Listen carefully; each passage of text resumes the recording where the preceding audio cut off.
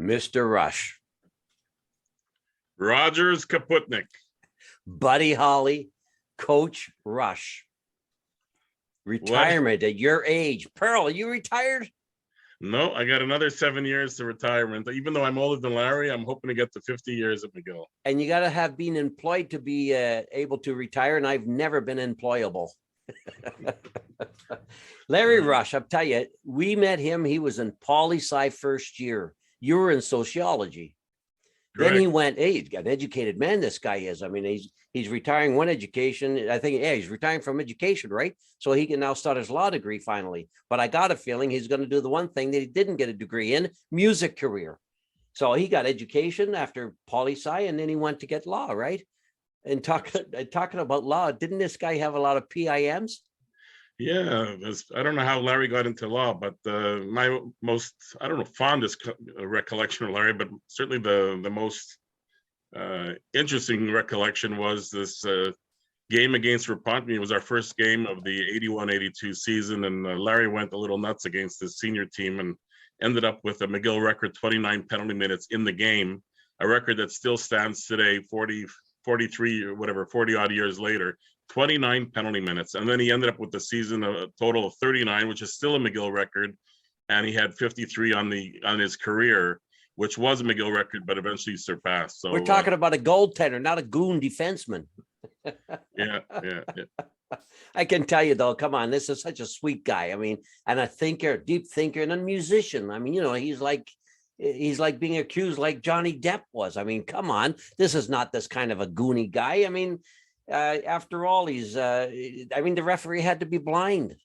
Yeah, speaking of blind, that reminds me of a drill, Ken. My first year or two, I used to watch the team in practice and chart the shots. And I remember one drill in particular that really fondly sticks in my mind, where you had Larry blindfolded. And you tied him to the goalpost with two long ropes. Yes. And he was supposed to make saves off you just by the sound. Correct. I'd crack the ice with my stick and get him to figure out where he is. And then I'd do a quick little ticker shot of the puck, so he'd hear that too. And he'd have to move accordingly if he felt he had to move. I mean, with the amount of goals that guy was getting shot against him, it's no wonder that we were doing things like that. We were not the strongest Pearl at that time. Yeah. Speaking of the amount of shots, you know, I remember one game where Larry made 47 saves, and you think, wow, 47 saves.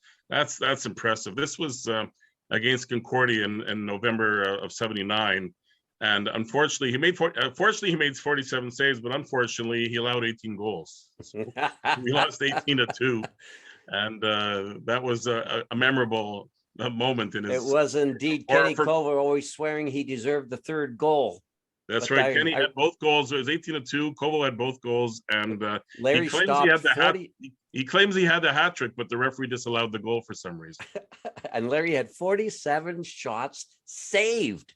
Unbelievable. Yeah. On 65 shots, yeah. But on 65 shots, that was the ugly part of the story.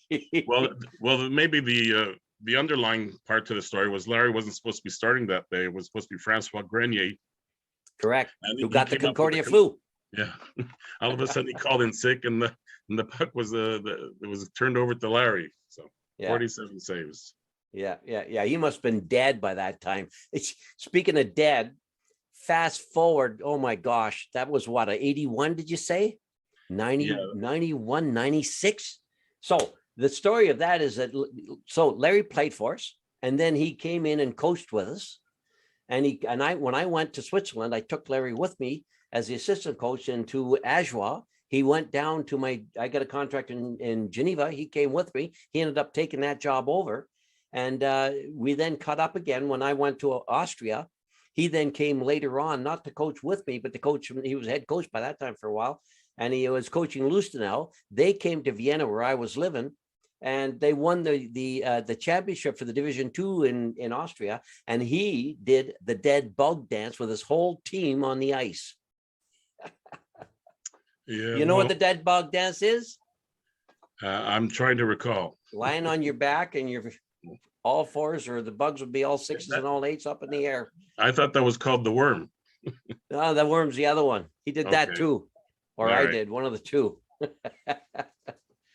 But yep, he did the dead bug dance, which and actually that makes me remember another story about him. One of my favorite ones is the Red and White concert that he held, imitating Buddy Holly. That was the beginning, and you know how I'm not sure when he started his Buddy Holly gig, but I know that I played a role in that. Tell me. We were on a trip to Portland, Maine, for the Down East Classic hockey tournament. That was in early 1982, right after we got back from the Swiss trip in December, and this was our first weekend back in Canada. Well, actually, we went to the States for this, and I only knew Larry sort of casually. This was, I think, our second year together, if I recall.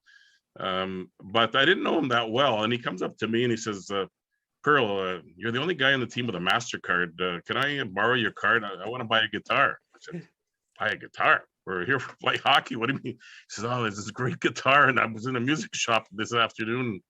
There's this fantastic guitar. It's worth a fortune. And it's only like $350. I got to have it. Back in the day. Yeah, so I was debating, geez, do I give this guy I barely know my credit card? You know, and then I was also worried about crossing the border, because I said, what about crossing the border? He says, don't worry, but it'll be in my goalie equipment. I'll never look.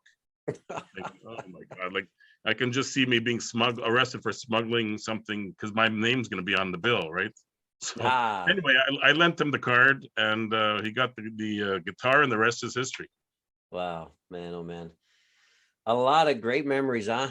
Mr. Rush, coach, I can't believe it. You're hanging them up, but not the coaching, huh? Only the teaching. Or I don't even know what you're doing anymore. But he's been with that board for quite a while, if I remember correctly. So what I get out of him on Facebook is mostly his songs that he's singing. Yeah, it's been quite a great time knowing you, Larry. It's not quite a funeral, but and you're moving on to a different phase of your life. Maybe we'll see you more often now that you're going to be retired. Exactly. He's going into the third period and looking for overtime. That's the name of that. But I mean, you're not going to be a model for us. Okay. We're not quitting. Model citizen. He could be a model still. Yeah, he's always been the model citizen compared to either of us. He's probably pulled us out of more scrapes than anybody else I know of. Well, speak for yourself. Maybe he pulled you out of more scrapes. I pulled you out of more scrapes, actually. Well, let's not get into that. This is all about Larry's retirement. Yes, it is. And we wish you well, sir. We do, as Pearl says, look forward to seeing you more often now that you got more time. Although if I know you, I suspect you'll be getting on the tour with that guitar that you bought on the Pearls. By the way, did he ever get the money back to you, Pearl? Good question. Good question. Wish you well, buddy. We love you. I'll tell you. A lot of great memories, a lot of many years together, and we hope to have many more. So, all right, Rogers, great knowing you all these years. Hopefully you won't be a stranger in your retirement, and congrats on reaching that milestone in your career. See you soon. All the best. Big hugs. Bye-bye.